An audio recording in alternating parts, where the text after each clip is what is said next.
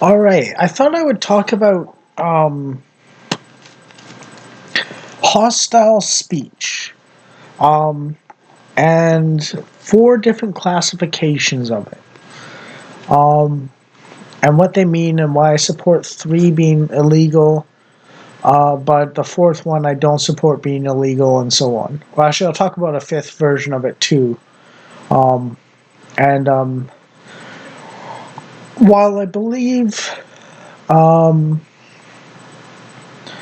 the left can fall afoul of some of these things a little more than the right. I'm not sure if that's because the right has endured cancel culture for so long that they've learned to self police, whereas the left hasn't and has policed itself less and less.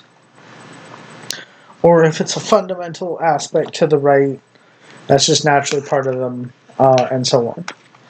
Because, there were terrorist groups in the early 2000s and stuff like that from the right, and, you know, um,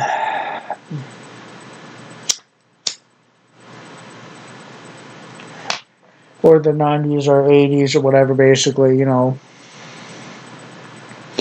there's Adam Waffen and stuff like that, so, But, anyways, the three types I support criminalizing are fighting words, stochastic terrorism, and incitement to violence. The two that I don't support criminalizing are reckless speech or hate speech. So let's start with fighting words. Basically, if I said total N-word death to a random black person who didn't know me and wasn't like my friend who was like in on the joke, then or like I said the N-word alone to this random black person while approaching him, he would be justified in punching me probably. That's what a fighting word is. Saying I'm going to kill you in the context of not being like a husband or wife that's like teasing a little bit, kind of, or like being metaphorical in a stable relationship, like a um,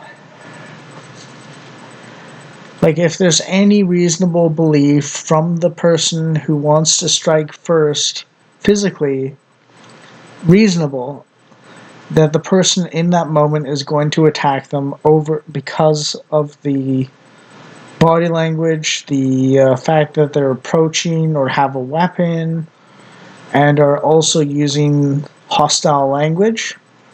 Like that's generally the rough outline of fighting words, and when it's applicable, that you can even punch first. It's a very specific context, a specific situation type. It's limited in scope, and that's important for the three that I support, but that's one version. Incitement to violence is telling others to do violence directly, and that should be illegal. Um,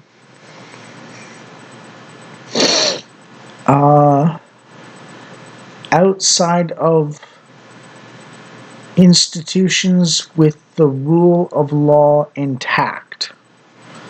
So, for instance, one of the things that a lot of people believe in is that child rapists deserve the death penalty, and so on. Um, you know, I might be okay with stochastic terrorism, as I said, in the sense of like some horrific, like making kids' asses bleed a lot because he raped them, person um, getting called out for being that way for real, and then someone acts on it. But that's an exception to this general principle, and I think we can all agree that horrifically mutilating children against their will, even if you fall, whatever side you fall on the trans kids argument, if you're mutilating children against their will, I think most people will accept that even if this is stochastic terrorism, to call those people out in the hopes that they get theirs um, is acceptable, left or right. That's basically the one exception I have for this particular thing being illegal. And the truth is, it's more of a sort of slap on the wrist, acknowledge it's illegal thing for doing vengeance against a child rapist. But it probably should be considered cause for punishment on some level as well. Because honestly, the punishment deserved for child rapists is such that even Jesus said to drown those people, basically. He said they'd be better off drowned, or that it would be better for them to have drowned. So that's like the one exception to this principle of stochastic terrorism being illegal. Now, what is stochastic terrorism? Stochastic terrorism is when you are in a context and you know it, that using derogatory language will likely cause someone else to act out in a violent way towards your target of hostile language. It's not direct incitement. It's a little more loose. But the difference between it and venting your frustrations is that you're purposefully trying to convince anyone to do violence unreasonably, in any reasonable, like unreasonable violence. No, not self-defense, not punishment for the most serious crime that Jesus could talk about, basically. Target or general demographic and so on. So basically, you're preaching to the crazies in the hopes that one will act on it, basically. And you're being sneaky about it. So one is venting frustration, and that's freedom of speech. Left and right have that. But stochastic terrorism is when you know you're likely to cause violence on some level, and you say it anyways in the hopes that they do it, but you're being a little coy or sneaky or hiding behind plausible deniability on purpose. Now, some people will say, "Oh, that's a slippery slope," but that's not quite true. The bar should be high for proving stochastic terrorism. It's supposed to be a scalpel for the worst offenders, and so on. An example is Hassan Piker or Destiny, in some fashion or other. Although I think they've also done incitement directly to violence directly. So that should be a high bar, a scalpel, really tough to prove, and it should stay that way. And that brings us to hate speech and reckless speech, which I don't support being criminalized. Now, reckless speech is the Canadian Conservative Prime Minister's term that he used back in the day, that did not differentiate between venting frustrations and stochastic terrorism. That's why I don't like it, even if it comes from a right winger and so on. And hate speech, as one can see from Pam Bondi, is her ceding the argument of hate speech to the left. And I don't approve of that. I don't think stochastic terrorism is just hate speech. I don't think insulting or hateful language, as long as it's not intended to cause violence towards the target, should be illegal. I think insults and angry posts, as long as they're not intending to cause violence, should be protected. Um, left or right. So insults and hate that are not intended to cause violence should be protected speech. And it's a matter of defining the specific situation and context and so on. Now, I'm going to say something as well, which is I have been a lefty wokeist before myself. So I totally understand where the woke is coming from on this whole thing on a level that is like I was woke before it was cool. So don't take this as like me just being like, oh, I'm uber right wing and I hate the left completely for no reason and so on. No, I know what I thought and said when I was a leftist. And I look back on it and go, oh shit, I was totally fucked up. Um, but the reason why I hated Harper is because I thought he was bad for freedom of speech.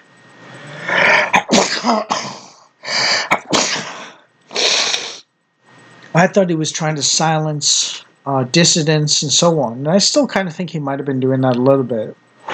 But I will say this: Harper was not a fascist, even though I think he was closer to a fascist or had some elements that were slightly fascist that Trump does not have. And in the context of his situation versus Trump's is actually really important here because they have roughly similar, not identical, but very similar approaches to things. The reason why I didn't like Harper is because when he was doing the stuff that Trump is kind of doing himself now, there was a much more peaceful and not woke, because this was before Gamergate even, society basically. Um, and like also like Trump has basically avoided any major wars, whereas Harper wanted to bring Canada into the Iraq War. You know, so like there's a warmonger element to it too, and so on. So like it's like peace, free speech, and taking care of the vulnerable and poor is like a major failing of Harper on some level. I thought at the time, I thought at the time, but I have an experience of being under Harper on welfare and being under the socialists on welfare. And let me tell you, being under the socialists on welfare is worse than being under Harper on welfare. So taking care of the poor and vulnerable actually is a lot better job done by Harper by just keeping the economy decent and strong and powerful, and a bit of a rising tide lifts all boats because of a basic welfare state kind of thing. He didn't abolish the welfare state. Um, and that's going to be the case with Trump for Americans, I think, a little bit, even non-welfare people. You know, I think as long as you have a basic welfare state, if the economy is doing better than it was before, then generally speaking, because of the way wealth works and the not trickle down effect, but it's more like a pyramid of. There is a trickle down effect, I will say, actually, but the obsession with the trickle down effect, um, and using that as an excuse for neoliberalism as a specific stock trader bro, um, gaming the financial system kind of emphasis in the economy as opposed to real wealth production and manufacturing and resource gathering, um,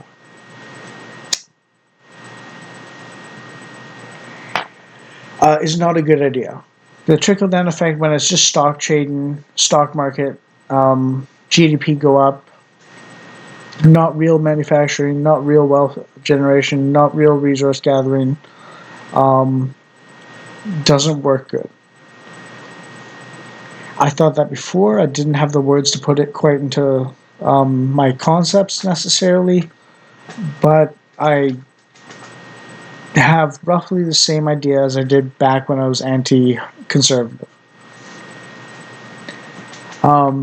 So reckless speech is not something I support, and I think it's a similar problem as hate speech because it's too broad a brush and it defines things that are not specifically violence oriented, as criminal when they don't have to be defined that way because it's not reasonable to. I think the incitement to violence, I think the fighting words, and I think the stochastic terrorism should be illegal, but that stochastic terrorism should be hard to prove because it is hard to prove legitimately. So there should be a high bar for that one.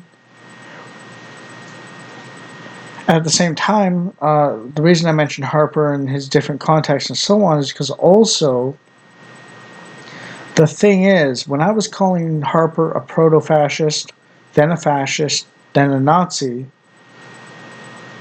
well,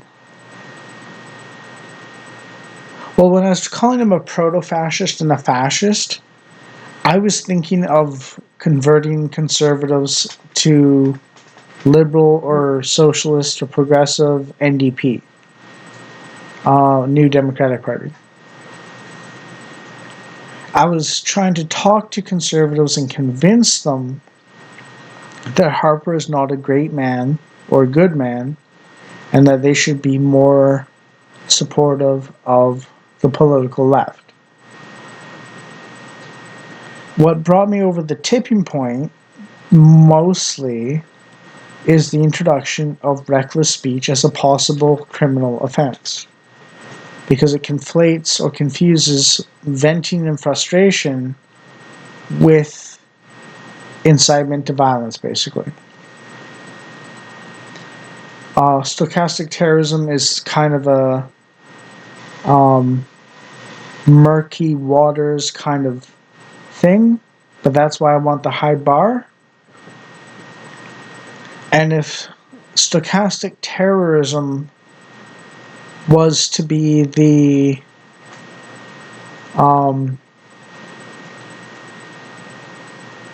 definition that he was using, I would have been, I think, a lot more accepting of it and less angry and so on, because I'm pretty sure, I think I might have called them Nazi a few times, but then I was like, no, I have to be specific in my definition.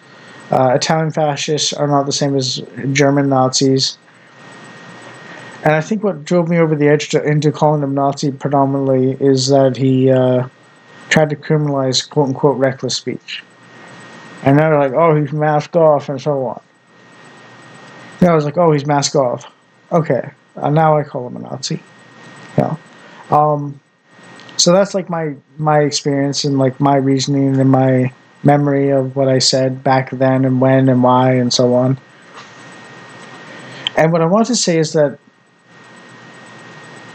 back then, fascist wasn't quite the 2 minutes of hate speech word that it is now, that people use so lazily to tell people that someone is an acceptable target of violence. There's been a lot of violence since when I was woke, before I was cool. And the general tension and hostility and trends towards violence in society has grown quite a bit. There is not as much plausible deniability in the context of our current society for calling people fascist and then having them get assassinated as back then, because everybody basically knows that when you start calling people fascist or Nazi and so on, they're much more likely now, unlike back when I was woke, to get attacked. Um, so it's important to recognize the context and environment one person is operating in and their um, intentions for the wording they use. Um, it's important because it's about truth and attribution of what one deserves. And because I didn't think someone would assassinate the conservative prime minister at the time, because it wasn't like a thing back then, basically, to do political violence internal to our own countries. Um, saying fascist and Nazi towards him wasn't the same as Destiny calling Charlie Kirk a fascist and a Nazi and Satan's spawn. Um,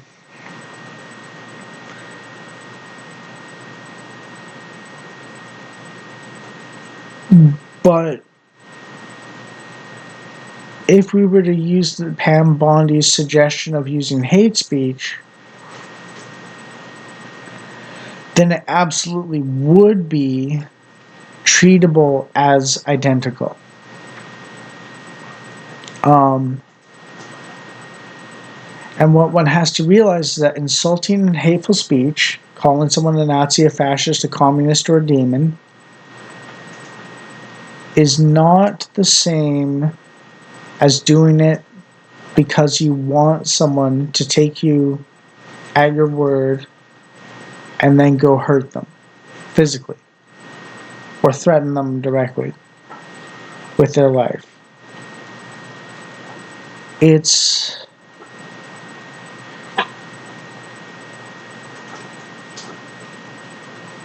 I think we need a slightly stricter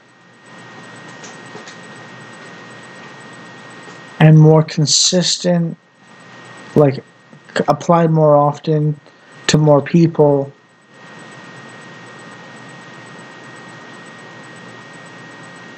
enforcement of decency on the left, just like it's happened to the right so far for some time, thanks to the increasingly dangerous political social fabric at the moment. If life gets better for a bunch of people and everyone calms down left and right, then we can get back to the position where you can call someone a fascist or a demon or a communist or a Nazi, and everyone will just sort of go like, oh, well, they're crazy for saying that, and like, whatever, it's fine. I'll just say they're a bit crazy, and like, that'll be sufficient, and so on. A lighter touch in the future requires a bit of extra pruning today because the cancer needs to be excised and has grown in size since it hasn't been checked, and so on. Now, the left has been saying this about the right for some time, and cancel culture has definitely come for the right for some time. And the left is growing more powerful, mostly until the reversal in the 2024 election, more or less, in regards to these social dynamics. So the right has a recent history of becoming more and more disciplined in their speech as a habit. I feel like the left needs to experience this process as well. And I think this is all related to the pendulum shift left and right in the general public. I think left and right both have the fullness of the yin and yang in them. There's a lighter and a better side, and a darker and a worse side. And as they grow in power and scope and so on, the discipline from hardship slackens or loosens, and they get drunk on power, and the core of darkness exists at the height of their power or the end of their tenure in power because they've gotten intellectually lazy. The reason why I support the right now is not because I'm a diehard conservative. The reason I supported the left is not because I'm a diehard wokeist, even though I was a wokeist, and even though I am a right winger currently. My loyalty is to my own principles, and that's not a Machiavellian thing. It's not a realpolitik thing necessarily. There's a sort of free speech that isn't actually violent. You know, you can hate, you can insult, you just don't be violent, and unless like they're threatening violence in the first place or like acting violently or something. Um, I have a tendency not to escalate things, but to match someone else's escalation of violence and be better at that level that they escalate to when I match them than they are at that level. That's my way of trying to approach conflict. I'm not exactly very interested in crushing people for the sake of feeling like a big man. And quality of character and relationship between the people communicating these things should be taken into account. I was thinking about it and I was kind of like, well, Sargon might need to dial back the rhetoric a little bit. But at the same time, the quality of his character is such that it's sort of generally understood by the conservatives that when he says destroyed the left, he doesn't mean the Holocaust. Obviously. That's not part of his quality of character. What he means is strip them of political power for the next generation, basically. And do that by convincing people not to vote for them. So that's a quality of character judgment and so on. Now, if the right started getting as sloppy in their discipline and self-restraint as the left, then I would absolutely expect Sargon to dial back the rhetoric or he's in the wrong. As an example, I know that if he doesn't, eventually it will lead to that. But it's a matter of the context in the time and space with the people that we have at the moment when we're doing something. And it's just a matter of context.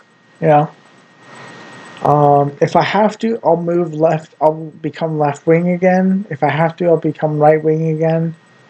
But my principles of match, don't escalate, freedom to insult and hate without promoting violence, and basic justice against people who commit atrocities, and even strict justice against the worst atrocities is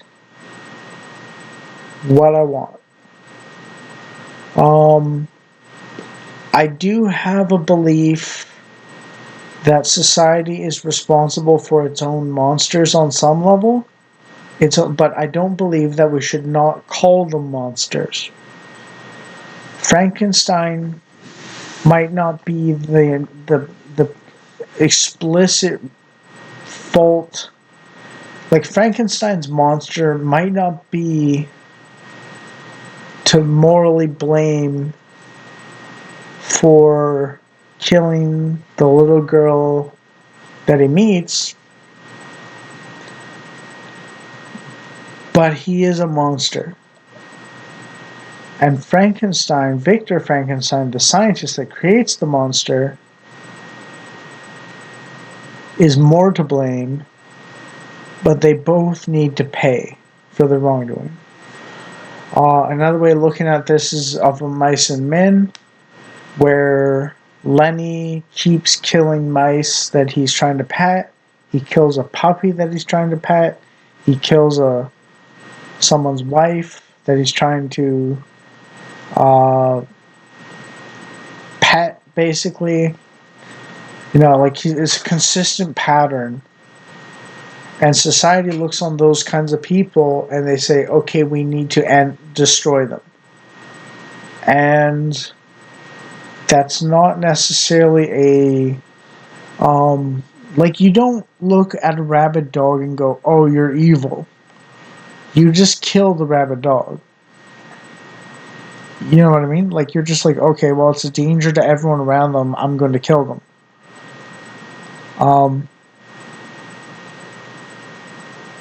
But even if we use the term rabid to describe leftists, people have to remember that they're not necessarily literally rabid. They don't have a virus in them that causes a 28 days later zombification. They're using rabid as a bit of a metaphor in regards to the difficulty or the impossibility of convincing them not to be vicious, bloodthirsty in the most basic, foundational way possible.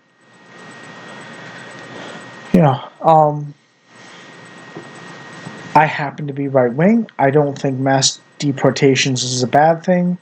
I don't think punishing people that call for violence constantly online from their side to the other side is a wrong thing, left or right. I think the left happens to do it more. That's why I'm not in favor of them, because I saw this coming in them a long time ago, and I was like, okay, I can't be part of that because I think they're low quality characters and they're going to be more metaphorically rabid.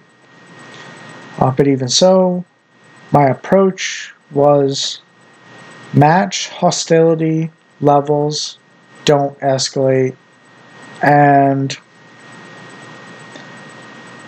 I took the approach of raise awareness and contribute to discourse and think things through and argue my case that less people should support the left wing from now until, well, from then until now at least. And that's how I would approach it. I don't believe in trans genocide. Transsexualism is not a race. It's a state of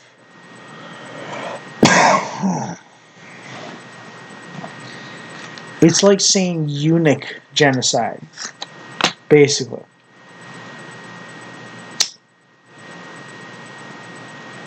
Yeah, you don't genocide eunuchs. Trans genocide is not a real thing. No one was trying to make all transsexuals disappear. It's just that transsexuals happen to be a very rare minority, and it's possible they're a little more, on average, less good of a person by a long shot in some possibly criminal ways. And I remember specifically the reason why I turned against transsexualism is because I had a friend that was gay and they turned transsexual after becoming a crossdresser for a while. And they talked of trans genocide. And I was like, oh, well, my friend's transsexual. I better look into this because it's a possible threat to my friend. And then I discovered 80 to 90% of the transsexuals that were killed up until that point in a big list that he provided had been murdered after doing what's called rape by deception to a straight man. There are different mechanisms for this: getting them drunk, getting them high, drugging them, keeping the lights off, only doing anal as opposed to anything else, or oral sex. And this ties into the gay panic defense as a possible overreach in the other direction. Uh, but the point is, it's sort of like it's like, oh my god, like it's avoidable. The gay panic is avoidable if you don't rape by deception. So it's like, okay, like what's your focus on here? Preventing the rape by deception so that there's no gay panic, or punishing the gay panic after you've been raped by deception?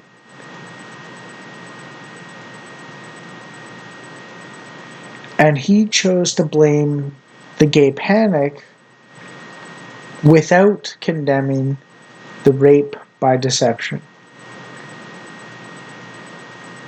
And when I pointed out it's not a genocide because this is individual cases of people responding to a violation of themselves on an individual level, not a systematic, planned, organized, state funded, total eradication of a population,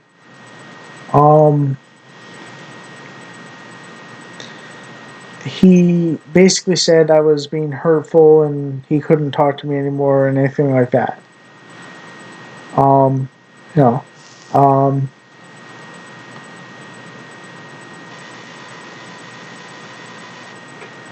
so that told me something about transsexuals. That told me something about transsexuals, and I've seen it play out over and over again in the rhetorical games and so on.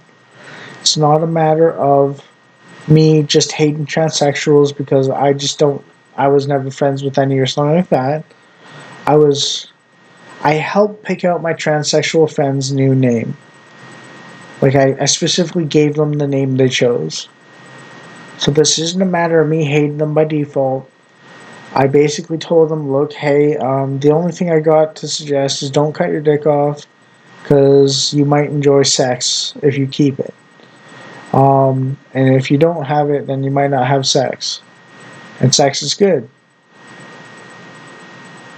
That was like my entire shtick, warning, caveat, argument against full transing, thing with them.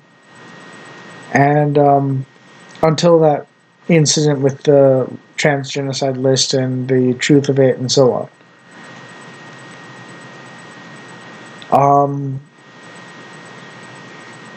So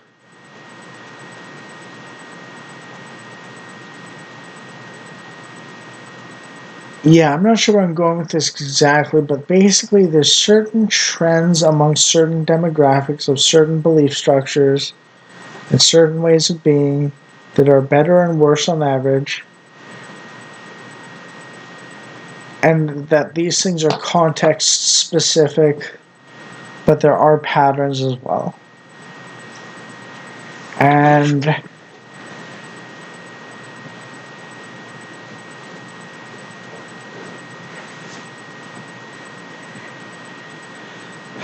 I hope that if you've gotten this far, you understand that I am a judicious thinker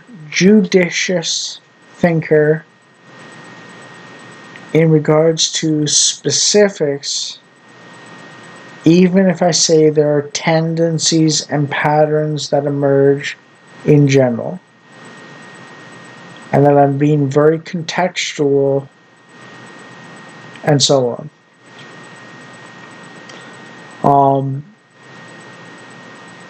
So that's one of the reasons why I support incitement to violence, stochastic terrorism, and fighting words being illegal or cause for self-defense, what might be called preemptive self-defense in the case of fighting words. Because that's like in the moment, basically, and so on. That's one of the reasons why I do not condemn Israel when it bombs its neighbors after they all say they're going to invade Israel. You know,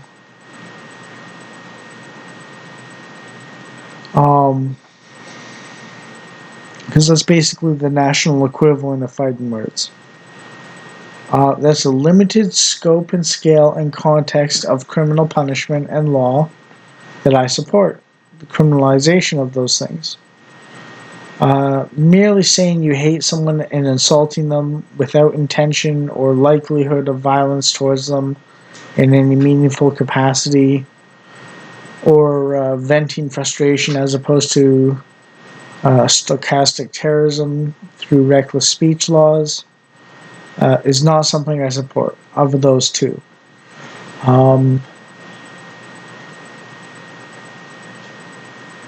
And even the rape by deception thing is needs to be contextualized, and there needs to be a reasonably high bar of that one. But basically, it means purposefully and knowingly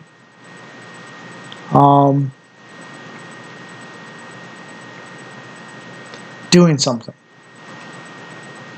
to convince someone to have sex with you that they otherwise would not have if they had known the truth. And the thing is, when they banned the term super straight, when that became a thing, did you know that one is not interested in transsexuals specifically? I knew the left were on a dark path and wrong-headed. Because the point is to acknowledge that most people do not want to, most men at least, do not want to have sex with what is called a trans woman. And to try and prevent people from expressing that, as if the lack of awareness of this possibility will prevent people from naturally coming to that conclusion when they already are, is the problem, not people's individual sexual preferences with their mating partner who are adults and consenting. So the problem is no knowledgeable consent versus ignorant consent in regards to key features of the sexual relation. This isn't like someone saying they're 45 when they're 46 and having sex between a man and a woman, which is typical, and like, oh, you lied to me, you're actually 1/46 less old. This is like, do you have a dick or a vagina? And I like having sex with vaginas.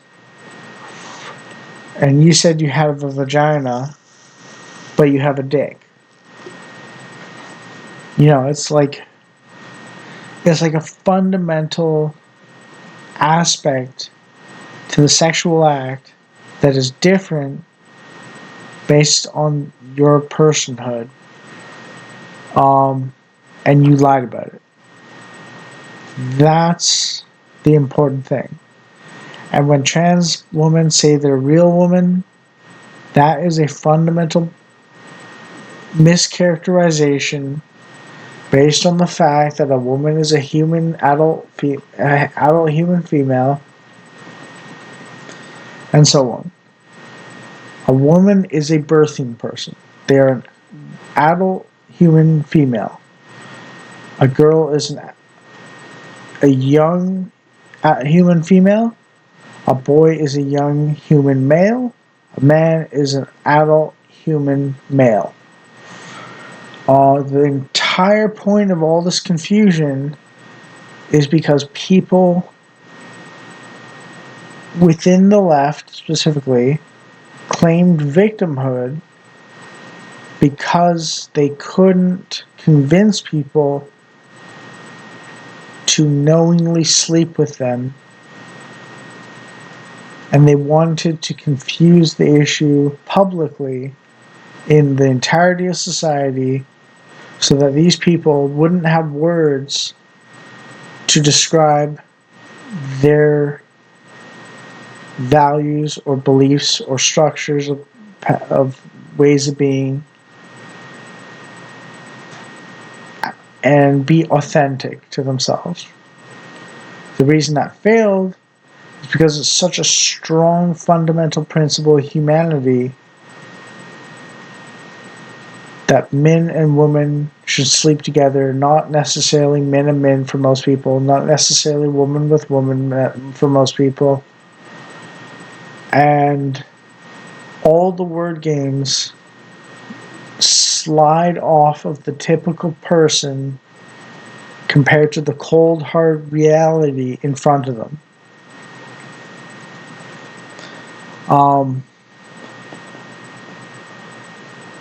No, it's like there's a famous painting of Ceci n'est pas une pipe. This is not a pipe, and it's a painting of a pipe. But the joke is the dynamic of the image of the pipe with the actual pipe.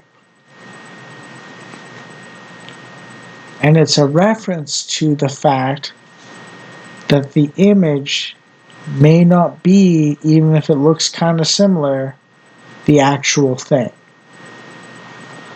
And that's important because looks can be deceiving as one of those things that is a real situation.